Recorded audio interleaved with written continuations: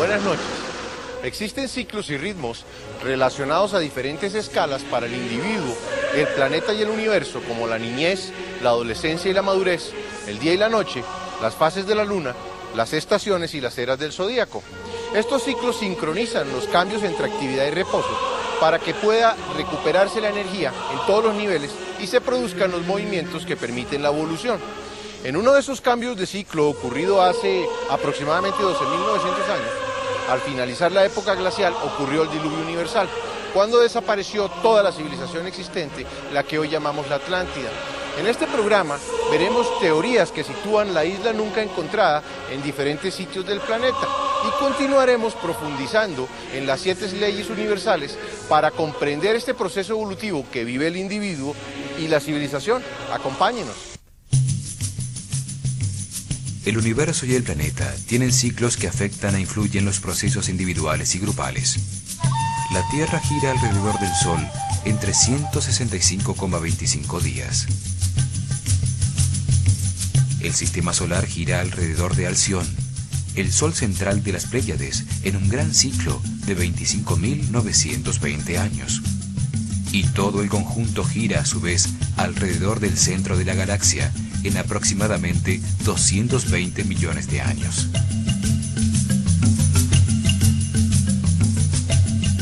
Son ciclos del universo, regulados por la ley de la armonía, para sincronizar los períodos de actividad y reposo, de día y de noche, de siembra y cosecha, de estaciones difíciles a las que les sigue la primavera y el verano. Están diseñados por el Creador para permitir el avance de las conciencias hacia la sabiduría. En todo ciclo, al pasar el punto medio de desarrollo de la estructura social, aparece la fuerza de disolución, que se intensifica en las 2/3 partes del ciclo. Al final de los grandes ciclos universales, se renuevan completamente los procesos geológicos, sociales y humanos para permitir el desarrollo de una nueva estructura para la evolución. Se cosechan las conciencias más evolucionadas y sabias entre miles de millones de almas para que asciendan en las jerarquías del universo como resultado de la comprensión obtenida con las experiencias de la vida. Es un momento que los libros sagrados denominan el juicio final, cuando los seres humanos se autoclasifican y aparece la información y los elementos necesarios para el próximo ciclo. Todos los seres humanos van subiendo por cada uno de los niveles de aprendizaje correspondientes a las 7 leyes universales. Las civilizaciones crecen como niños y desarrollan características sociales, económicas, políticas y religiosas que definen las respuestas de los individuos y las maneras de aprender sobre el universo. Sin embargo, llega un momento en que la estructura desarrollada se vuelve rígida. No permite los cambios que facilitan ese aprendizaje ni la comprensión necesaria para ascender en las jerarquías del universo. Por eso, existen los grandes ciclos que renuevan la Tierra, permitiendo un nuevo desarrollo social por otro período igual. Lo importante no es la civilización o su estructura, sino la conciencia individual en su eterno desarrollo, en el que adquiere sabiduría para ascender en las jerarquías del universo hacia Dios. Se puede decir que la civilización es el cuerpo que contiene la personalidad temporal de toda la humanidad, en su proceso de comprensión del universo y evolución espiritual.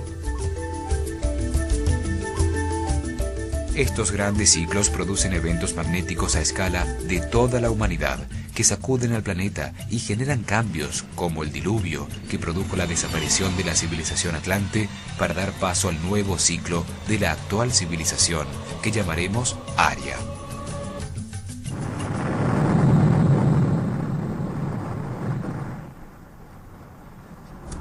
La Atlántida desapareció por los cambios que ocasionaron el final de la era glacial del Pleistoceno, al final del gran giro del sistema solar alrededor de Alción.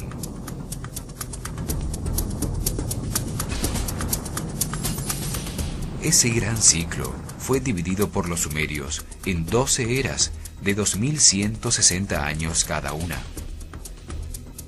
para registrar los momentos críticos del avance del sistema solar en su paso a través de esas 12 divisiones que conforman el zodíaco o círculo de animales. En estos momentos, el sistema solar se encuentra al final de la era de Piscis, a punto de entrar en la nueva era de Acuario, casi en la mitad del recorrido del nuevo tiempo, contado a partir del diluvio universal y la desaparición de los atlantes. La civilización aria actual está saliendo de 12.960 años de oscuridad. Se encuentra en el amanecer de la galaxia, en un momento de transformación que comienza a producir una nueva era de armonía y paz, que tendrá los próximos 12.960 años de florecimiento.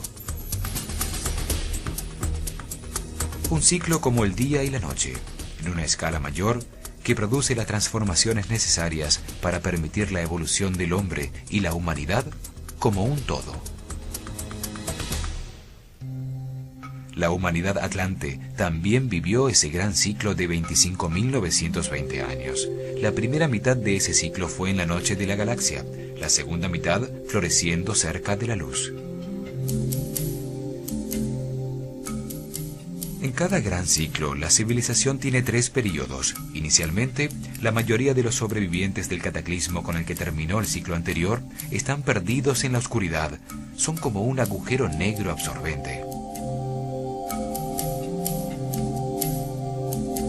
Solo existe el lamento por lo perdido. Emanan solo luz negra de sí mismos.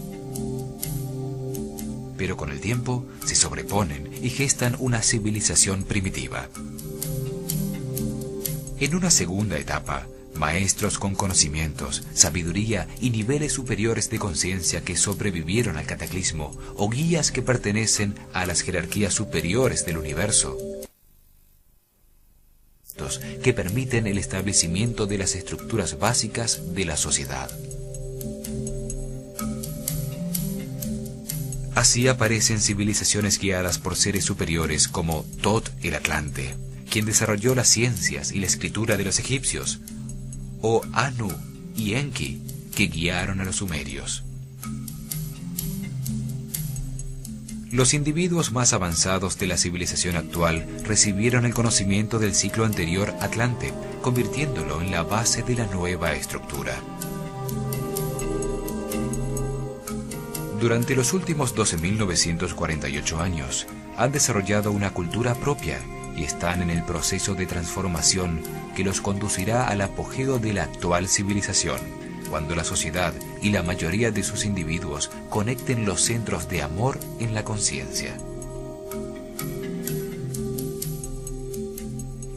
En ese momento, los individuos evolucionados, soles radiantes que emiten la luz dorada que no produce sombras, al vivir con la sabiduría contenida en las 7 leyes universales, guían a la civilización en su camino hacia el momento final de toma de conciencia y conclusión del ciclo. Esto mismo sucedió con los atlantes en su paso por el mismo punto.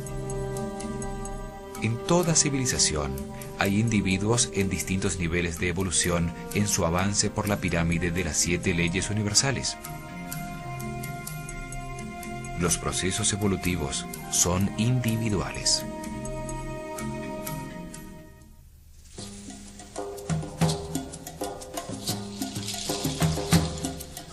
Según Platón, hace 13.000 años la Atlántida existió en una isla en el centro del Atlántico y su cultura se extendió por toda la zona tropical del planeta en todos los continentes.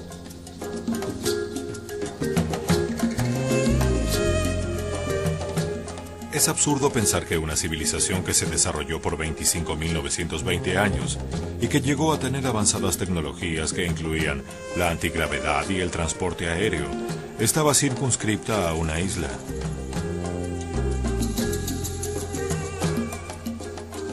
Seguramente, como sucede actualmente, algunos países eran más desarrollados que otros, y el corazón de la civilización que llamamos Atlante podía estar en la isla.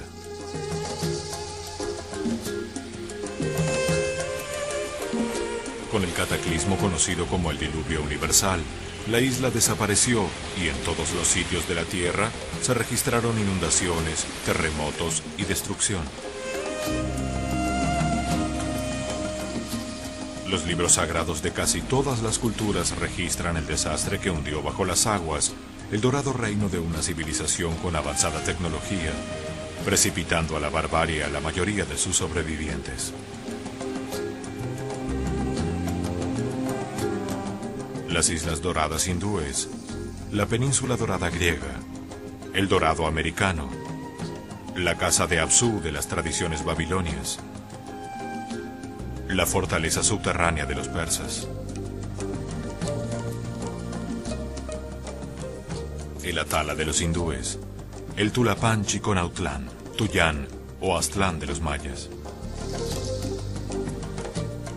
el llamado Códice Dresde de los mayas.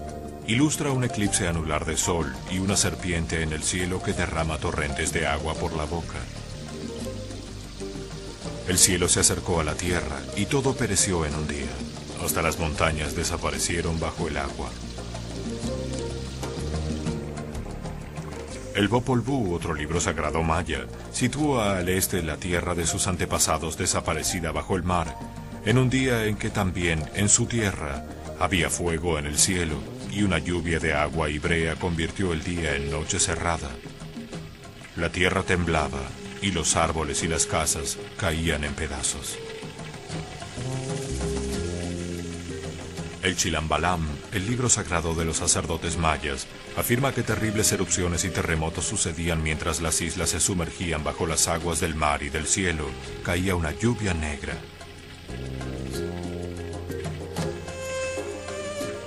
El Códice Troano dice que Huracán trajo el fin del mundo a la isla de sus antepasados, que se hundió bajo las aguas durante la noche, hace 11.600 años, en el año 6 Can, 11 Muluk, en el mes de Sac. El Códice Boturini habla de la destrucción de la isla de sus antepasados por terremotos, una erupción volcánica y el hundimiento en el mar.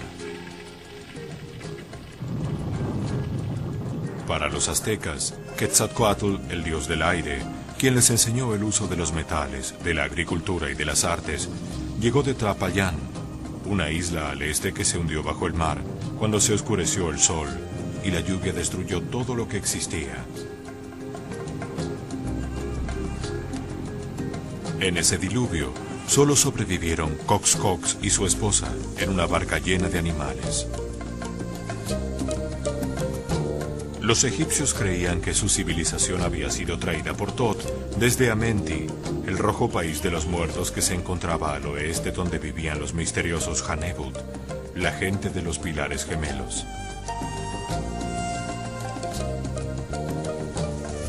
El papiro Ipuwer describe un cataclismo cósmico, donde se hundió bajo las aguas el continente de sus antepasados y toda la tierra de Egipto que resurgió de las aguas en el Seb Tepi, o Tiempo Nuevo.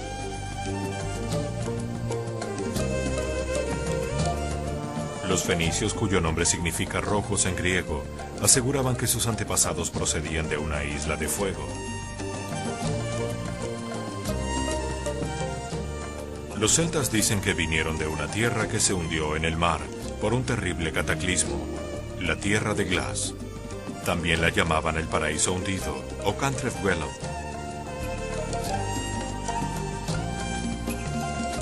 Los polinesios hablan de Hawaiki, una gran isla continente en el oeste que se hundió bajo el mar en medio de una guerra, de inundaciones y de tsunamis que también asolaron su pueblo.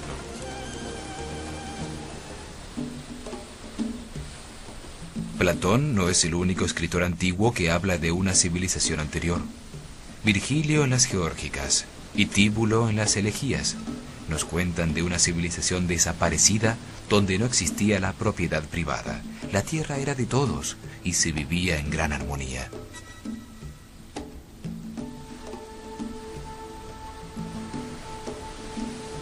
El poeta romano Ovidio describe en la Metamorfosis el hundimiento bajo las aguas de toda la civilización atlante.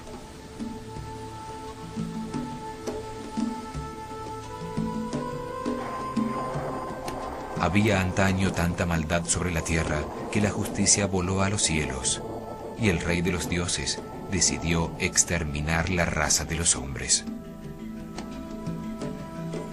La cólera de Júpiter se extendió más allá del reino de los cielos. Neptuno, su hermano de los mares azules, envió olas en su ayuda y copó la tierra con su tridente, y ésta tembló y se estremeció. Muy pronto, no era ya posible distinguir la tierra del mar. Bajo las aguas, las ninfas nereidas contemplaban asombradas los bosques, las casas y las ciudades. La mayoría de los pueblos sobre la Tierra registran una destrucción generalizada alrededor del globo por un cataclismo que destruyó una dorada civilización. Todo indica que el diluvio ocurrió entre el año 10.500 a.C. y el 11.500 a.C. Los calendarios de casi todas las culturas comienzan a contar lo que llamaron el Nuevo Tiempo en ese periodo. Los calendarios egipcio, maya, inca y persa eran muy similares. Todos dividían el año en 18 meses de 20 días y tenían un periodo de transición de 5 días de fiesta para recibir el año nuevo. Los persas, que practicaban la religión de Zoroastro, comienzan a contar el Nuevo Tiempo en el año 10.600 a.C.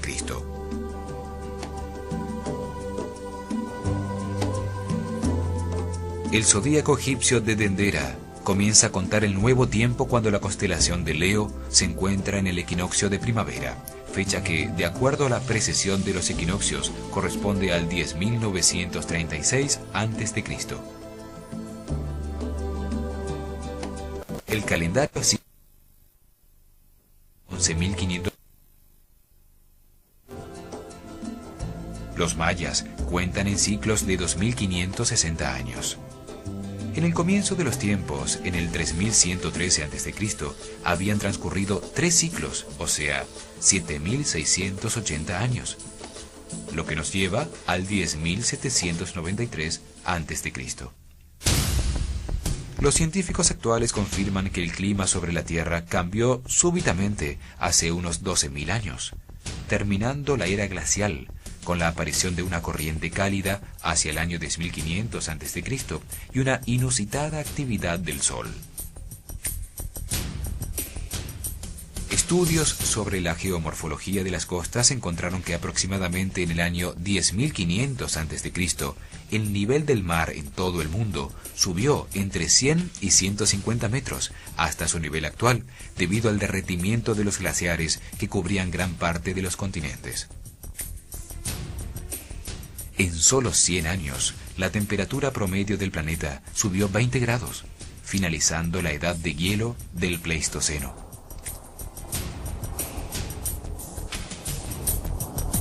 Los continentes cambiaron de forma al derretirse la masa de hielo, que liberó la presión isostática sobre la corteza de la Tierra, produciendo nuevas montañas y fuertes movimientos en las placas tectónicas.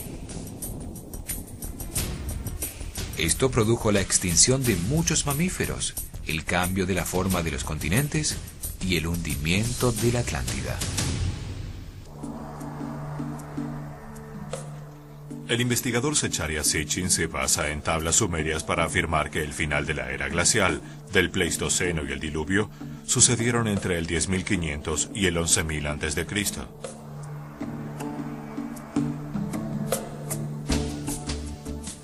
Las tablas de barro con escritura cuneiforme sumeria cuentan que existe otro planeta llamado por ellos Nibiru, o el planeta que se cruza con la Tierra, que tiene una órbita alrededor del Sol de 3.600 años, o un zar, y fue el que causó el cataclismo.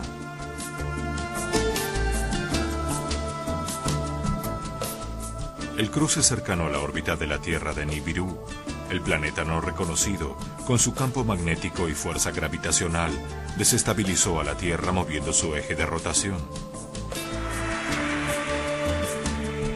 En ese momento el clima del planeta cambiaba.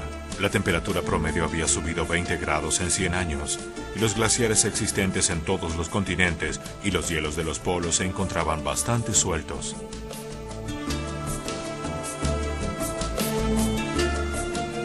moverse el globo, el bloque continental de hielo suelto cae al mar, provocando una ola gigantesca. Un tsunami de cientos de metros de alto que penetró en miles de kilómetros, destruyendo todas las ciudades existentes y devastando todos los continentes.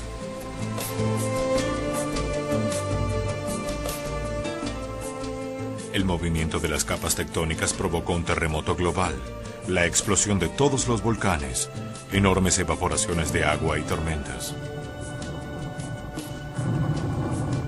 Miles de kilómetros cúbicos de polvo oscurecen el cielo produciendo un efecto invernadero que no deja escapar el calor, aumentando la temperatura, terminando de derretir los glaciares y sumergiendo continentes. Así se hunde la Atlántida.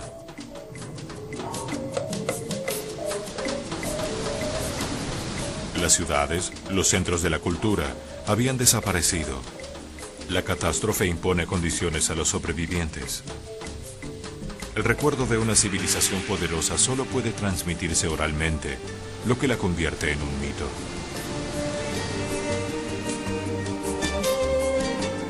En todas las culturas aparece el mito del diluvio y de un ser a quien le avisan de la inminente catástrofe, con órdenes precisas de aprovisionarse, reuniendo semillas y animales para reiniciar la civilización.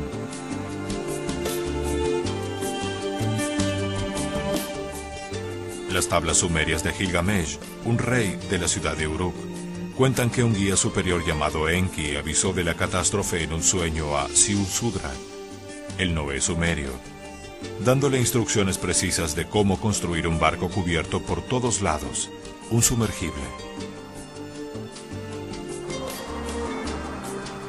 El relato bíblico del arca cuenta que Noé soñó que una catástrofe destruiría a la humanidad y que debía construir un arca para refugiarse con su familia y varios animales.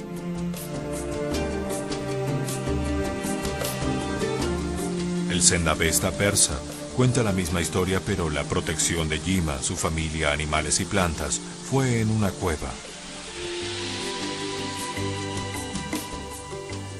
El Mahabharata hindú cuenta cómo Brahma se le aparece a Manu para prevenirlo del desastre y ordenarle la construcción de una nave donde debía proteger a los 7 rishis o sabios y todas las semillas.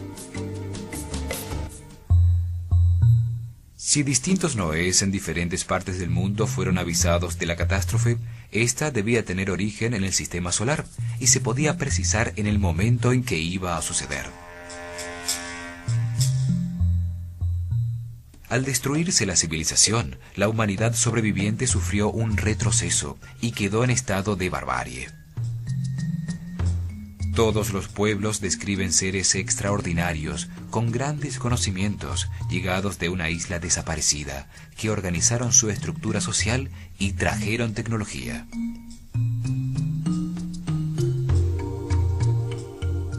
Enki y Anu, que organizaron a los sumerios. Tot a los egipcios. Quetzalcóatl, que venía de Aztlán. Viracocha, que llegó del norte a las tierras incas. Los imperios aztecas, mayas e incas fueron destruidos fácilmente por un puñado de conquistadores, por estar esperando el regreso de sus guías iniciales, seres altos, blancos y barbudos que venían del país del sol naciente. Se puede afirmar que la civilización que llamamos la Atlántida desapareció con un cataclismo mundial en el cambio ocurrido entre la era de Virgo a Leo, aproximadamente en el año 10.936 a.C.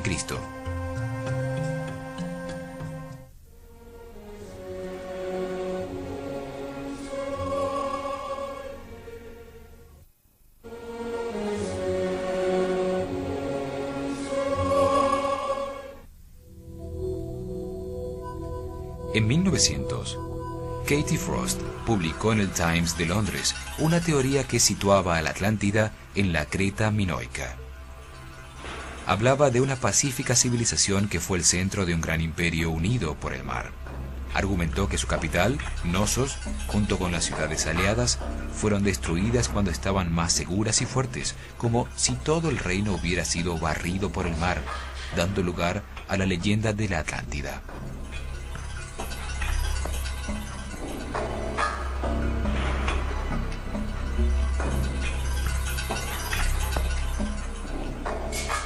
La teoría fue retomada por los arqueólogos griegos Angelos Galanopoulos y Spiridon Marinatos, quienes sitúan la destrucción en el año 1470 a.C., cuando explotó el volcán de Tera, que destruyó la isla de Santorini.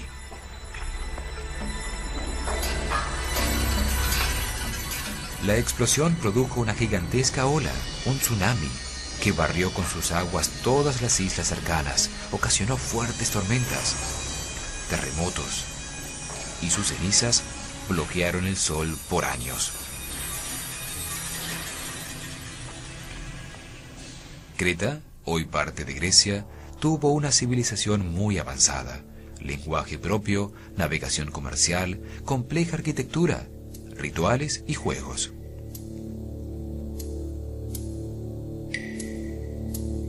Dice la leyenda que el palacio del rey Knossos fue construido por Daedalus, el padre de Ícaro, para albergar en su laberinto al Minotauro, hijo de los amores de la lujuriosa esposa del rey Minos, con un bellísimo toro blanco.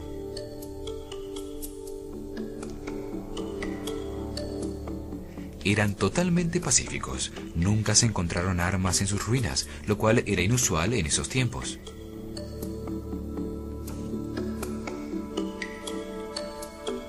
Marinatos justifica la diferencia entre las cifras descritas por Platón y las de su teoría, diciendo que un escriba anterior, al sacerdote que le transmitió la información a Solón, confundió el símbolo egipcio de 100 y multiplicó todas las cifras por 10.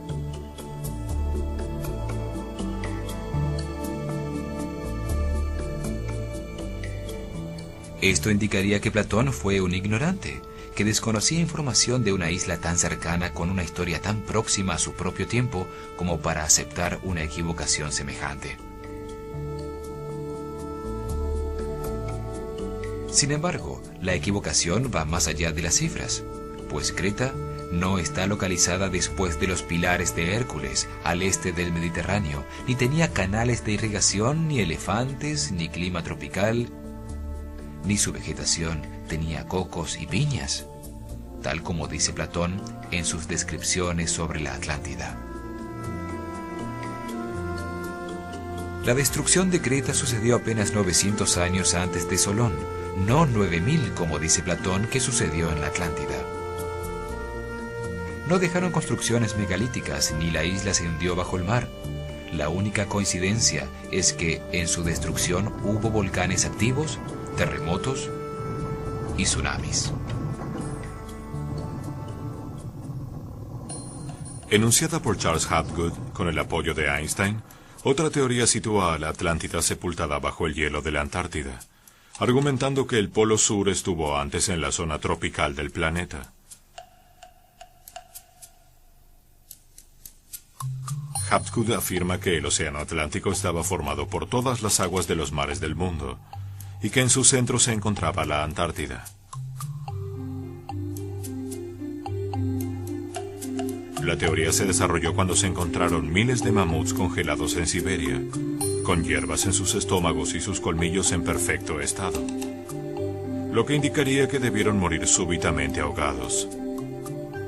Pruebas de carbono sitúan el suceso en el 10.700 a.C. Hapgood afirma que la corteza terrestre que flota sobre un semilíquido de magma se desplazó sobre el núcleo sólido del planeta, girando suelta como la piel de una mandarina, debido a la acumulación paulatina de hielos en los polos. La teoría afirma que llega un momento en que el gran peso del hielo acumulado desbalancea el planeta y hace girar toda la corteza, cambiando de lugar el trópico con los polos. Esto hizo que la Antártida, una isla que se encontraba en el trópico, se desplazara hacia el actual Polo Sur, congelándose bruscamente su clima, mientras Norteamérica, que había estado en el polo, se descongelaba. Sin embargo, los estudios geológicos demuestran que las capas de hielo se extendieron al máximo durante la era glacial y luego se replegaron por el calentamiento, pero no se formaron nuevas capas en otros sitios.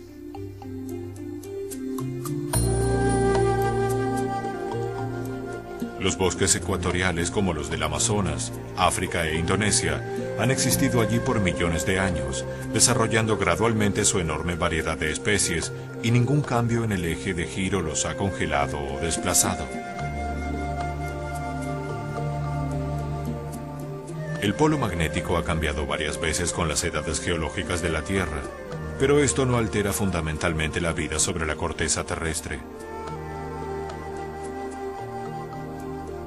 El polo celeste, determinado por el eje de giro de la Tierra con relación a la bóveda celeste, varía levemente debido al movimiento de la precesión de los equinoccios.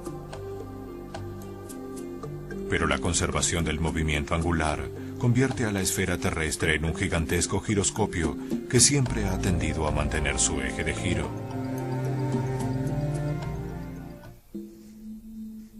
Esta teoría tampoco coincide con los hechos narrados por Platón, entre los que afirma que el continente se hundió totalmente en el mar, algo que nunca sucedió con la Antártida. Una hipótesis presentada en 1920 por el científico alemán Alfred Wegener, aceptada por la geología moderna, afirma que los continentes actuales son, desde hace 160 millones de años, partes separadas de un único e inmenso supercontinente llamado Pangea. La ubicación de la gran isla Atlante desaparecida debe tomar en consideración la teoría de Wegener sobre el movimiento de los continentes. Su teoría afirma que los continentes y los océanos están situados sobre unas enormes placas llamadas tectónicas, de roca basáltica, cuarzo y feldespato, que forman la corteza terrestre. Su espesor fluctúa entre los 15 kilómetros bajo la profundidad de los océanos y los 200 kilómetros en los continentes y flotan sobre un semilíquido de magma hirviente alrededor del núcleo sólido.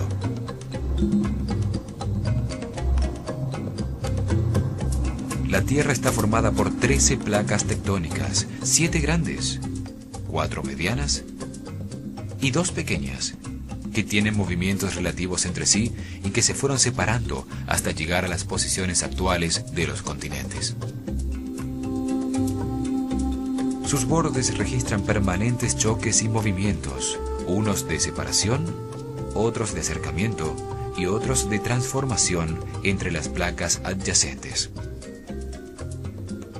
En estos bordes suceden la mayoría de los terremotos y se localizan los volcanes del planeta. La placa más grande es la de Norteamérica, le sigue la que soporta a Europa y Asia. La tercera en tamaño es la placa del Pacífico, en cuyos bordes se encuentra el cinturón de fuego de volcanes. Las placas tectónicas de Sudamérica y África se han estado separando desde el comienzo de los tiempos y son de un tamaño muy similar al de la placa de Australia. La última gran placa es la que soporta el continente de la Antártida en el polo sur del planeta. Luego aparecen 4 placas intermedias de tamaño similar. La placa de Nazca, que trata de levantar el continente sudamericano metiéndose por debajo, y la placa arábica, la India y la Filipina.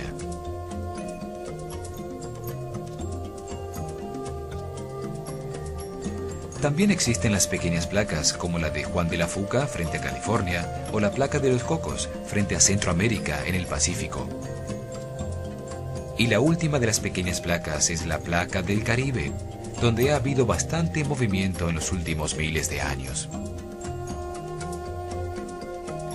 Si se toma en consideración la teoría de Wegener sobre el movimiento de los continentes, veremos que existe solo un sitio posible para localizar a la Atlántida. En el Océano Atlántico existen 3 puntos donde confluyen las placas. El primer punto está en la confluencia entre la placa del Caribe, la placa de Sudamérica y la placa de Norteamérica. El segundo es en la confluencia entre la placa de Norteamérica con la de Sudamérica y con la de África, en el sitio llamado la elevación de la mitad del Atlántico. El tercero es en el sitio de contacto entre la placa de Norteamérica con la africana y con la euroasiática. En este triángulo debe localizarse la isla desaparecida. Debido a los movimientos tectónicos ocasionados por el cataclismo, se modificaron todos sus bordes. Los hemisferios occidental y oriental se mueven sobre sus placas tectónicas, reparándose en la mitad del Atlántico en una enorme fractura llamada la Grieta del Atlántico Medio. Se sabe que allí había hace 12.500 años volcanes activos en un sitio llamado el Monte de Venus.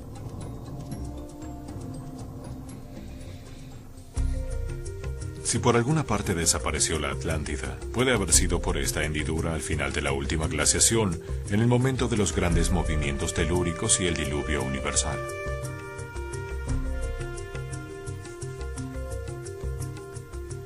En este mapa vemos la grieta del Atlántico Medio y los colores corresponden al tiempo de formación de la Tierra en el fondo del océano.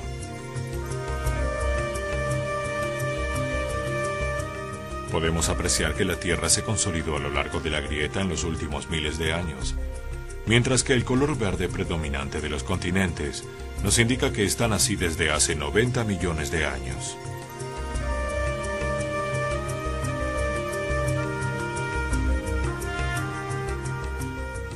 Podemos suponer que si la Atlántida existió, debió estar localizada sobre la zona roja de la hendidura, donde los cambios son más recientes.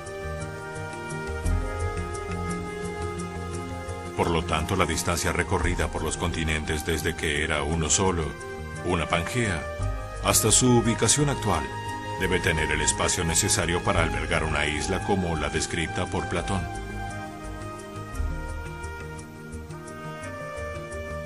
Se puede observar que la isla siempre tuvo el espacio necesario para existir, y que hace 150 millones de años puede haber formado parte del corazón de la Pangea. Quiere decir que puede haber existido una masa de tierra en la mitad del Atlántico, sin que esto contradiga a la teoría de la separación de los continentes. Desde la aparición de la vida orgánica, la tierra y el agua han luchado por su supremacía. Continentes e islas se han hundido en el mar, y muchas nuevas han surgido del fondo. Penínsulas se han convertido en islas al hundirse el cuello de tierra que las unía con los continentes. Los bordes de los continentes e islas nunca han permanecido exactamente iguales, ni siquiera por una hora. Están continuamente en cambio. Los geólogos modernos, estudiando las capas y estratos en el planeta, saben que la tierra y el agua han cambiado de sitios repetidas veces.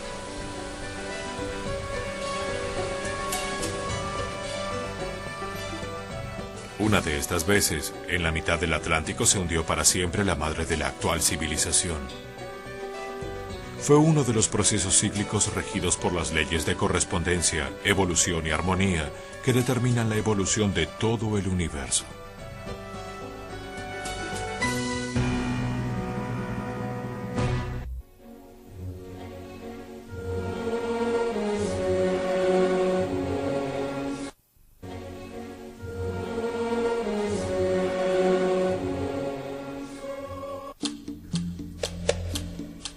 Los atlantes más evolucionados encontraron que la naturaleza no responde al azar ni al capricho de un dios emocional, sino que está regulada por 7 leyes fundamentales que han existido desde siempre. Los seres humanos, sus organizaciones y procesos están regulados por estas leyes universales. Todo lo que sucede está determinado por una de esas leyes. Todo lo que existe es perfecto y tiene un propósito.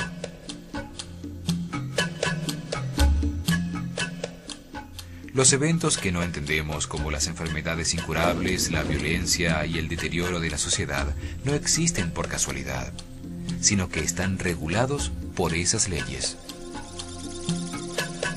Conocer, entender y aceptar las leyes universales que rigen los procesos de la civilización permiten ver que cada ser humano es parte de un proceso de evolución universal.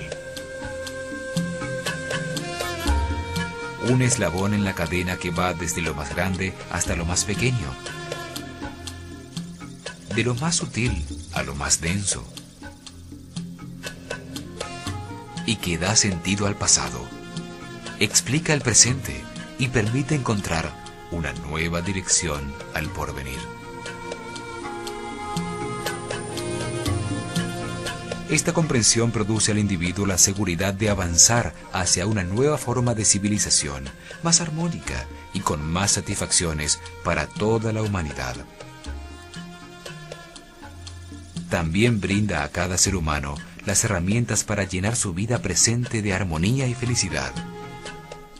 La ley de la naturaleza, en base a la pirámide de las leyes, codifica en el ADN de todos los seres vivos la estructura de los cuerpos físicos y las conductas instintivas de cada especie para propiciar su multiplicación, mantenerlos con vida y permitir que se defiendan de la agresión.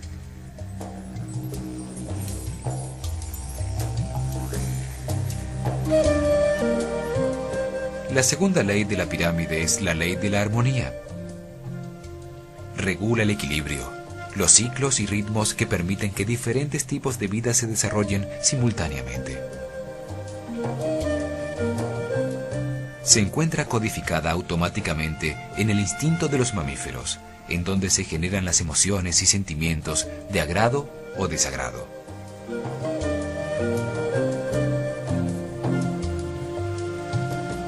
Lo que genera armonía y permite las relaciones equilibradas entre las especies produce agrado.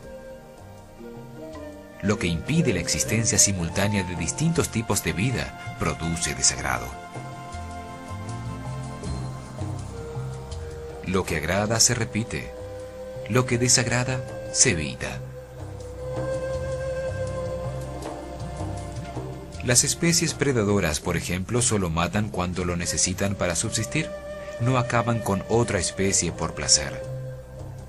Una vez satisfecha su necesidad, coexisten pacíficamente con sus víctimas posibles. En el hombre, la armonía se logra paulatina y conscientemente a lo largo de la vida. Almacena en la memoria intelectual los distintos conceptos que ha aprendido para definir lo que para él es belleza y arte.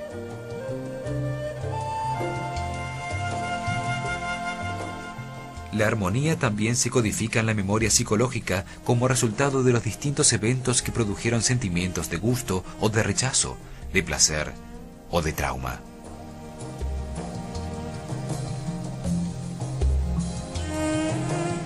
Estos conceptos y recuerdos permiten que el hombre pueda establecer una relación de equilibrio entre dar y recibir que produce agrado y armonía.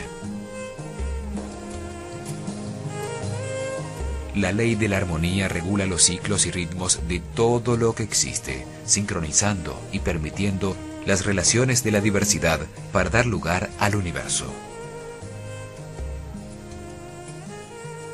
Utiliza el tiempo para delimitar los distintos procesos, sincronizando sus interacciones y permitiendo que todos puedan suceder simultáneamente.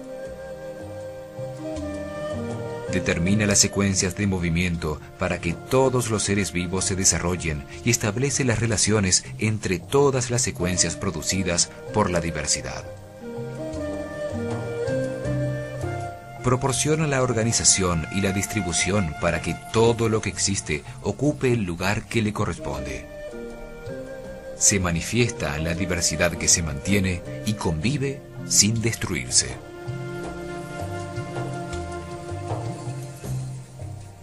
Reconocemos su acción en la interacción de los reinos de la naturaleza para mantener la vida en las estaciones. También en las perfectas relaciones que existen entre todas las especies, en el diseño de los diferentes instintos de defensa y agresión.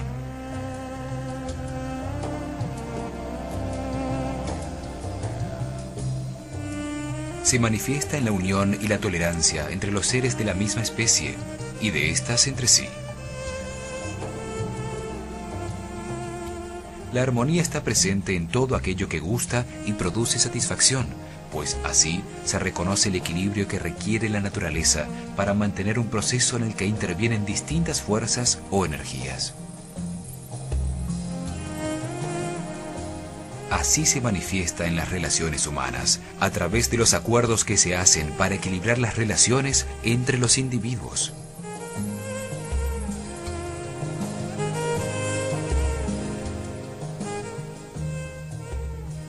El hombre se encuentra dentro de la ley de armonía cuando tiene buenas relaciones con las demás personas, cuando existe la sensación de agrado, de cordialidad, amabilidad y estética. Se reconoce que el hombre ha salido de la ley de armonía cuando aparece la insatisfacción que genera sufrimiento, angustia, conflictos sentimentales y emocionales. Estos sentimientos le permiten reconocer que no existe la armonía y lo impulsan a buscarla.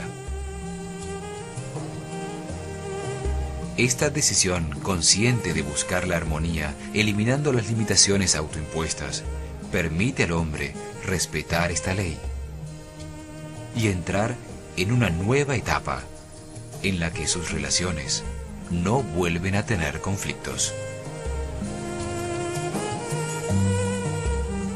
Hemos determinado que el diluvio universal sucedió hace aproximadamente 12.900 años, destruyendo la civilización atlante que ocupaba los sitios habitables del planeta en esa época glacial. Concluimos que la isla se encontró en la mitad del océano Atlántico, en la confluencia de todas las placas tectónicas de los continentes a su alrededor. También avanzamos en la visión del universo desde las 7 leyes universales, profundizando en la ley de la armonía. En nuestro próximo programa veremos la ciudad de Poseidones y la isla de la Atlántida desde el punto de vista de Platón y de las canalizaciones de los clarividentes akáshicos. También continuaremos viendo las 7 leyes universales. Acompáñenos.